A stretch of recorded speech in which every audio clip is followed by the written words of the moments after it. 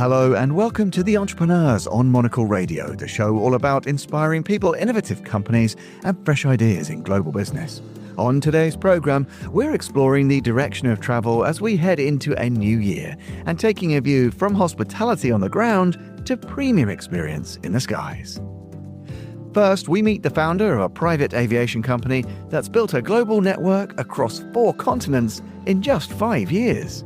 There is bigger demand on the private jet requests. It has proven to be a product that there are people looking for it, but it's just the reachability. And later, we'll hear why curiosity is the word of the new year for travel patterns, and hear why every business can learn from hospitality-minded teams. You have to be passionate about serving people. You can teach any skill, but if you have that intrinsic desire to connect with somebody and to make somebody happy, you're meant for hospitality. This is The Entrepreneurs with me, Tom Edwards.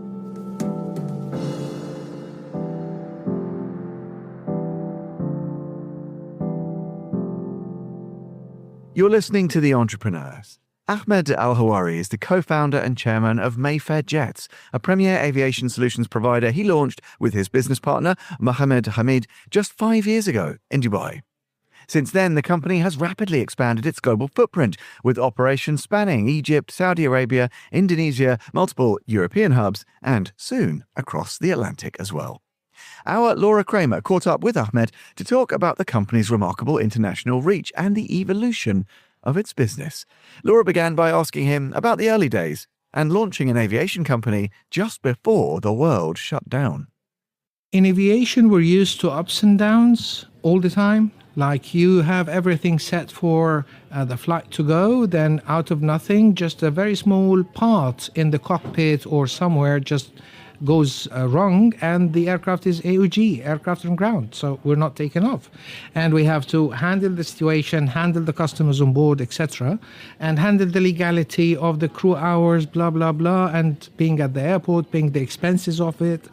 So it wasn't a great shock. It kind of worried us a bit, but God is gracious. Few days after that, we started receiving from, of course, our network of relations in the industry and clientele, we've started receiving requests for evacuation flights, repatriation flights. Before people were starting knowing that the lockdown is happening or will happen, so they started actually thinking ahead. And we started doing that, and we had some funny stories that we will never forget. So actually COVID, I'm sorry to say, that was good for us. It happens. And I'm sure it helped you frame the idea for the business more too, because you saw, this is the opportunity. These are things that we could be doing.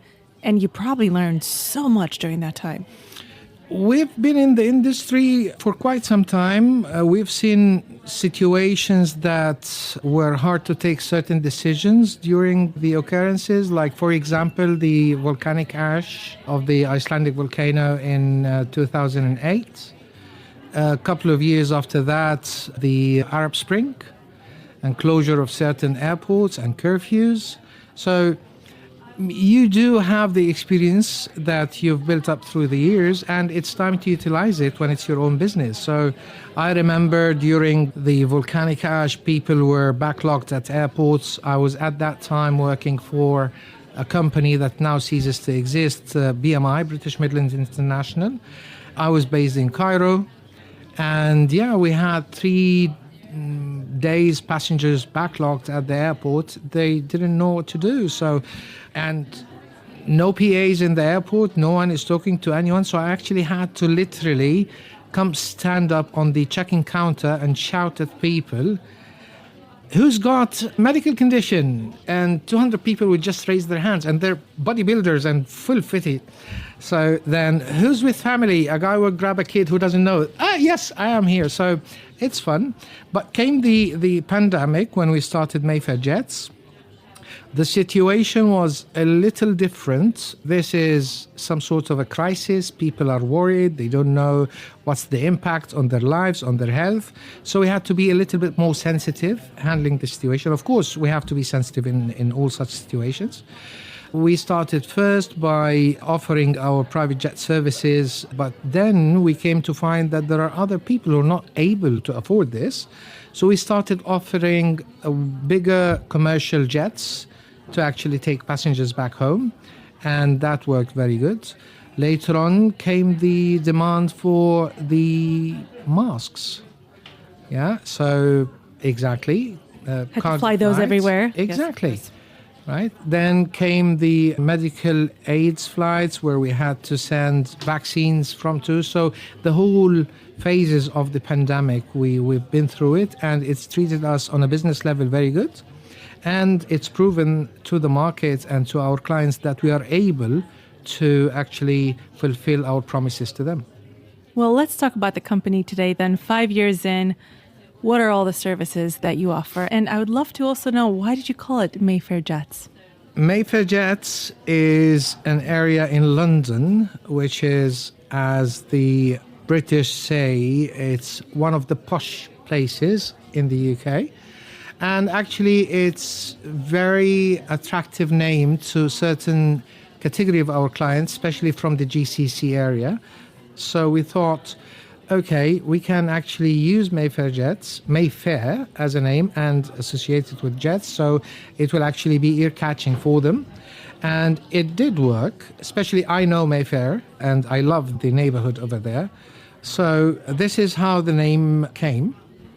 And what are all the services that you provide now? We provide private jets to top VIPs, government officials, official delegations, etc. But also, we're not limited to this. We offer our services to certain international organizations, part of the United Nations, for example, for official diplomatic missions and so on.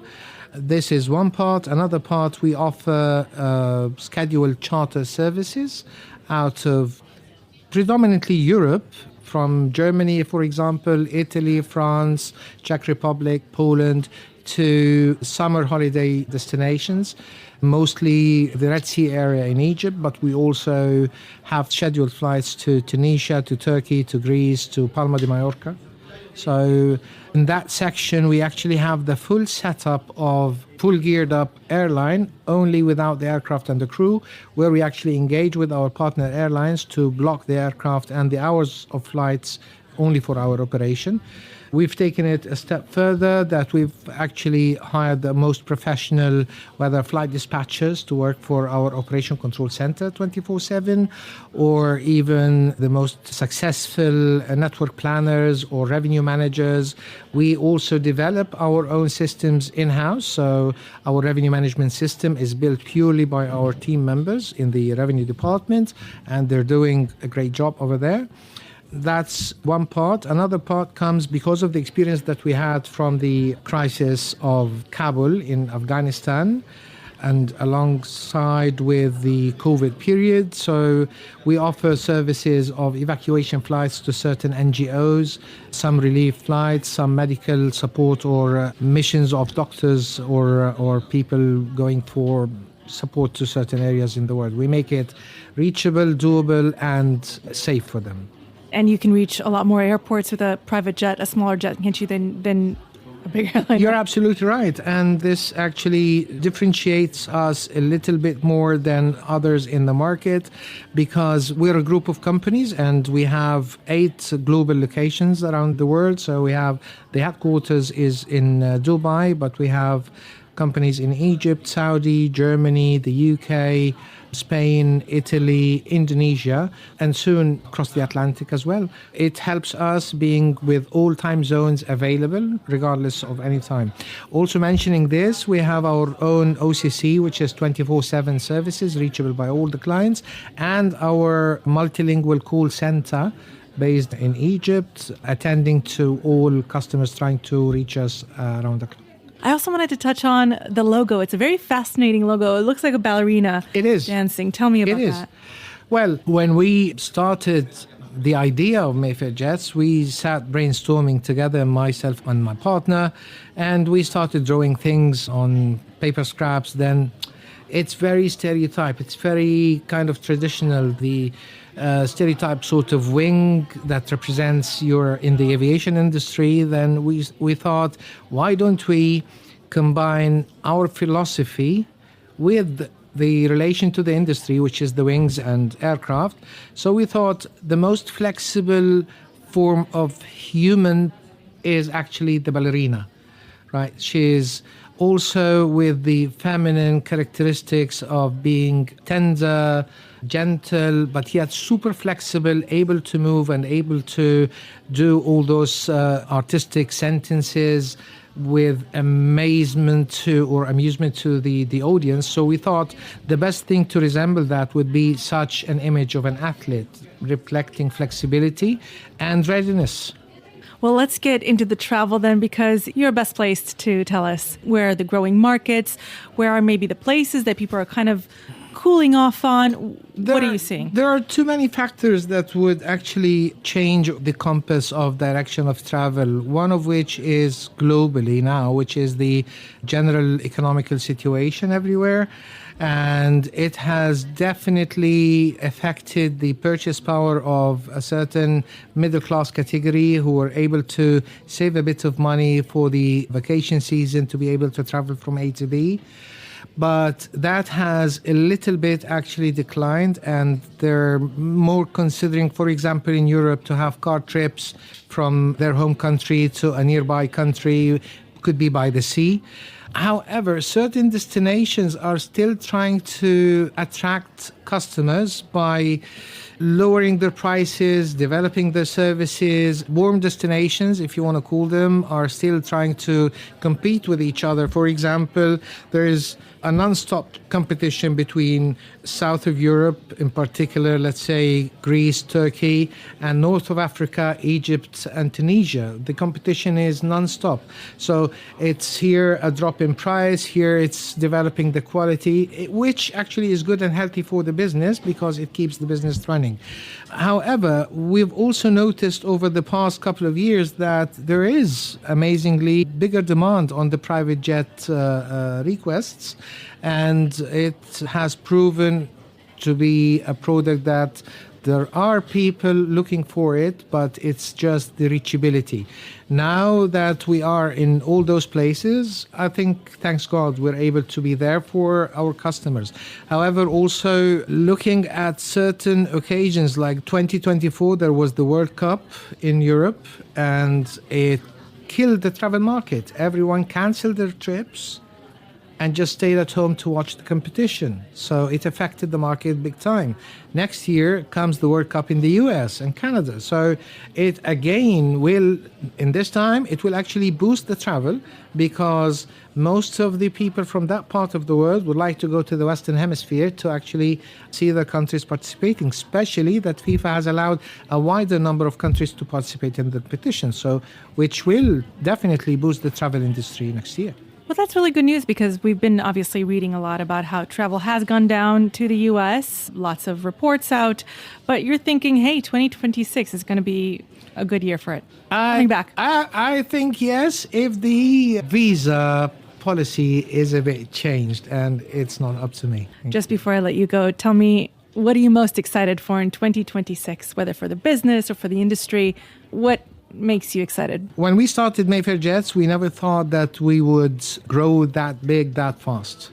So now it's made us a little bit more greedy. So yeah, if we could do it in such a short period, so actually we could double that in the upcoming 5 years. So I think 2026 will be into more investing in new team members or family members to join us to invade more areas of the industry, regardless wherever.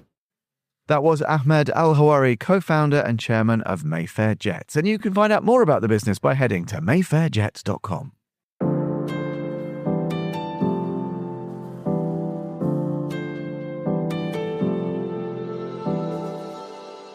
You're listening to The Entrepreneurs. Shannon Knapp is the CEO and president of the leading hotels of the world, a nearly century-old Swiss-owned organization representing more than 400 independent luxury properties across 80 countries. From its headquarters in New York City, the company continues to champion great hoteliers and one-of-a-kind guest experiences across the globe. Shannon stopped by Monocle's pop-up radio studio at the recent International Luxury Travel Market in Cannes to chat with our Laura Kramer about the evolving expectations of today's luxury traveller and the future of independent hospitality. Laura kicked things off by asking Shannon about LHW's impressive portfolio. So we have over 400 independent luxury hotels all around the world, 80 countries, 6 continents, not quite yet Antarctica. About 80% of them are family-led, 90% of them are independent, and 100% of the collection is 5-star luxury. And it's something that we pride ourselves on, is really creating an exclusive collection of independent luxury hotels that deliver extraordinary experiences for travelers, that is authentic, that is connected to people in place, and that creates story-worthy moments that today's luxury travelers are looking for. And when you're looking to add to the family, to bring somebody in, what are those factors that you're considering? Yeah, there's really 3 key things that we look at. Because we are an exclusively 5-star luxury brand, the very first hurdle to clear is quality. We call it remarkable quality, and we're really looking to have hotels who can bring exceptional product and experiences to the portfolio and meet the very high bar for quality that we have. Secondly, we look at the remarkable people behind the hotels. So the owners, these visionaries of hospitality who have a passion for what they do. And, we're really a collection that's all about bringing together as a community of visionaries and celebrating and strengthening independence. That's really what we're all about. And then the third piece is uncommon experiences. So can you create an experience that is reflective of the culture, the place that you're in? Can you create story-worthy moments? So that's how we evaluate the prospects who wish to be a member of Leading Hotels of the World, and it works fairly well. We had a 13% increase last year in terms of the number of hotels interested in membership, and we still only accept about 5% every year. Wow. Which was about 40 hotels this year. Now, I don't want to put you on the spot to pick a favorite baby by any chance, because I would never, ever ask Thank that. you. But tell me some of the unique experiences that people can find then. Yeah, I often go to one of my most special experiences was at the Royal Mansour in Marrakesh. An extraordinary service experience, and not only because of the extreme luxury and authenticity of the experience, but also because that hotel is very supportive of the community. Not only provides jobs for hundreds of people in the community, but also supports an orphanage. So they create this beautiful community of children who they have generations now of support that they've given. So, and we have the opportunity to visit this orphanage and see the work in action in terms of how they supported the local community. So that's, to me, an extraordinary experience, not only because of the hotel experience, but because of the leadership role that they're playing in the community. I've had extraordinary experiences all over the world. Adair Manor is another favorite of mine in Ireland. Had the opportunity to go there, play golf, and just feel like living in a manor. It was quite extraordinary. One of the things, obviously, president, CEO, many hats that you wear, a lot of data goes into this. Tell me about that, because I know you're very results-driven, a visionary, as many people have said about you. You would never say that about yourself. I'm sure you're too humble. But tell me about, what are the data points? What are you using to make your decisions? Yeah, it depends on the context, right? But of course, we're constantly looking at our performance for our member hotels and how are we doing in terms of driving revenue to them? How are we doing in terms of driving new customers to them? How are we doing moving customers and travelers around the community of Leading Hotels? So cross-utilization is a number I look at as well. We're also very much so maniacally focused on the guest satisfaction of our travelers. Also, the satisfaction of our hoteliers with their experience with Leading as our customers, and of course our employees, because from a Leading Hotels perspective, I do think that it's our team that makes the experience so special for our hoteliers. So always look at those things. Keep an eye on the external environment as well. Try and get as much information as we can about competitive performance. Also benchmarking information from partners like CoStar. There is no shortage of information. Trends, leisure travel trends, business travel trends from McKinsey and others. So yeah, there's no shortage of data or information that we like to integrate into our strategies. It's just a matter of making sure that you do something with that, right? Is there anything that's maybe surprising you from all this data? Maybe forecasting to the next year that's like, oh, that's happening. Yeah. Well, so leading hotels has had an extraordinary recovery from COVID. We really accelerated out of the curve or out of the downturn that was COVID. And 2025 will be our fourth consecutive year of record revenue performance for our member hotels. We're growing 19% year over year. And as I keep telling my members, at some point this has to slow down. But when I look ahead to 2026, I see, in fact, we're 22% ahead for next year at the same point we were at this time last year. So the momentum is continuing, and that momentum is not just driven by rate. It's being driven by volume. So reservations and room nights are up commensurate with how much the rate is up as well. So it's very healthy growth. And I think what we have learned is that the luxury traveler has changed their perspective on the role of travel in their life. It is no longer something that you maybe do once or twice a year or 3 times a year. It's something that is a part of who they are. It's their journey of self-discovery. And we're seeing that they're taking more trips than ever, and they're going more places than ever. And it's extraordinary. I wanted to touch on the point you mentioned about community, because one thing that we keep reading about, certainly in the news, we keep seeing a lot of pushback against Airbnb, both from people who are like using it and are saying, I don't want to pay to take out the garbage and I have to pay you a cleaning fee. At what point would it be better for me to just stay in a hotel? And I just wondered, a lot of the pushback also comes from how it impacts the communities. Sure. And how it can Cost of living. It drives up rents. From where you're sitting, how are you seeing that conversation? I think one of the challenges that hospitality has in general is that it's extremely hard to attract new labor to the market. And I think if you layer on the cost of living and cost of housing impacts that some models, and it's not just Airbnb, but there's a lot of macroeconomic things that are happening as well. So when you layer that on, it makes it twice as hard for especially luxury hotels to find the labor that they need to deliver what is truly the luxury experience. Because anybody can build a beautiful hotel, but it's the soul of the people that deliver the experience of that hotel that really define.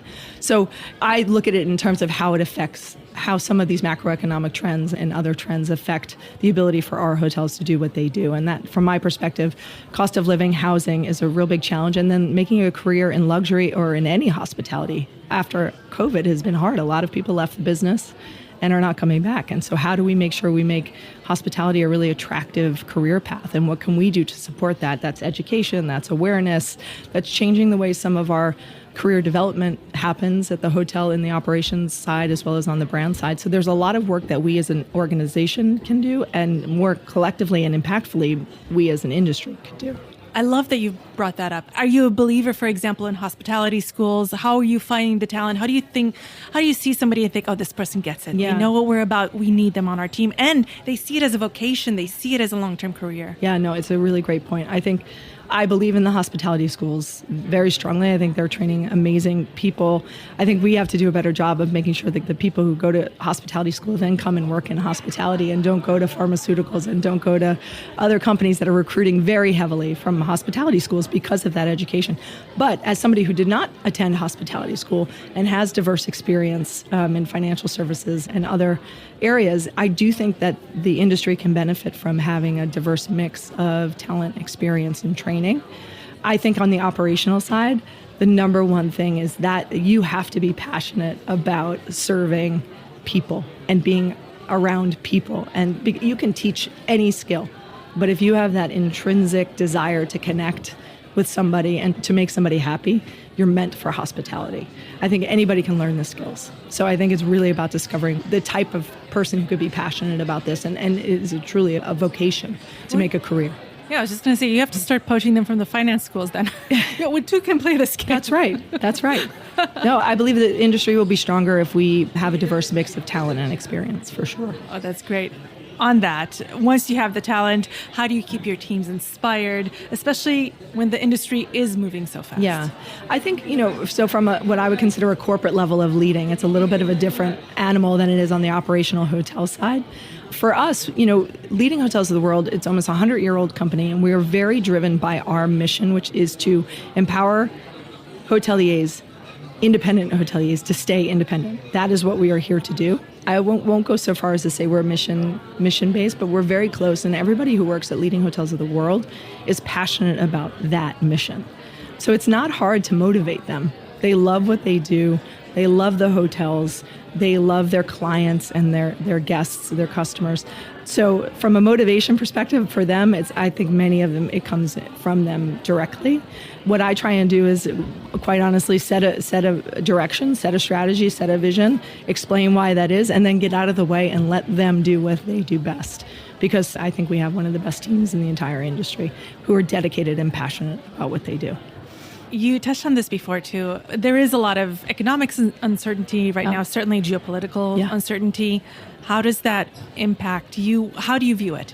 Yeah, it's a great question, because when we were talking earlier about what's surprising me, and I shared that, next year is even stronger than this year, which was even stronger than last year. I think when some of the geopolitical issues emerged in the last 18 months or so, 2 years or so, I think I was very concerned. We were looking at cancellation rates every day. We were looking at production. Was it having any impact?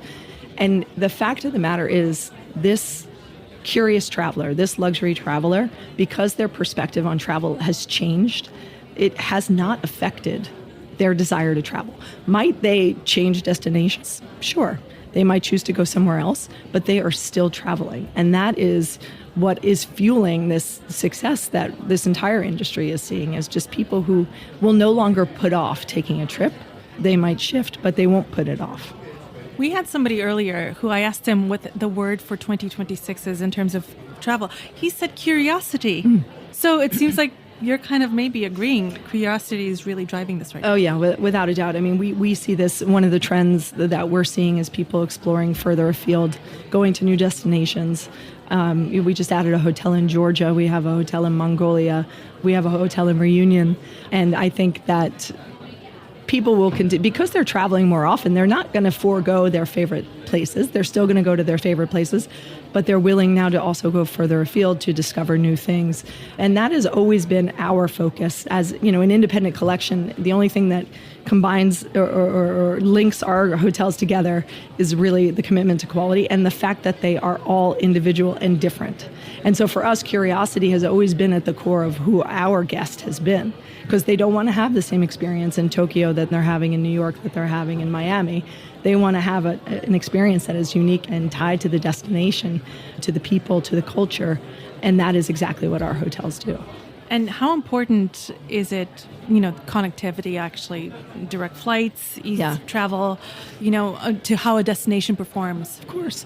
I mean, if you can't get there easily, it's going to be hard for it to grow. But I think it's a blessing and a curse, because I think the harder a destination is to get to, the less crowded it'll be, and the more authentic discovery you can do as a traveler. So I think lift is important. You have to be able to get somewhere, but I think it's also not the worst thing to have to take a flight, 2, 3, a boat to get somewhere, because I think the rewarding experience on the other side of not having crowds and being able to truly immerse yourself in the experience is pretty cool. I was just telling a story the other day to somebody. They asked me how I vacation. And I say my number one rule is my vacations have to have at least 2 flights. Because I live in New York, and if it's a direct flight from New York City, it's bound to be crowded. So for me, I try and take connecting flights somewhere to reduce the crowds and be able to have some untouched, pristine experiences. That was Shannon Knapp, the CEO and president of the leading hotels of the world. And you can find out more about the group by heading to lhw.com.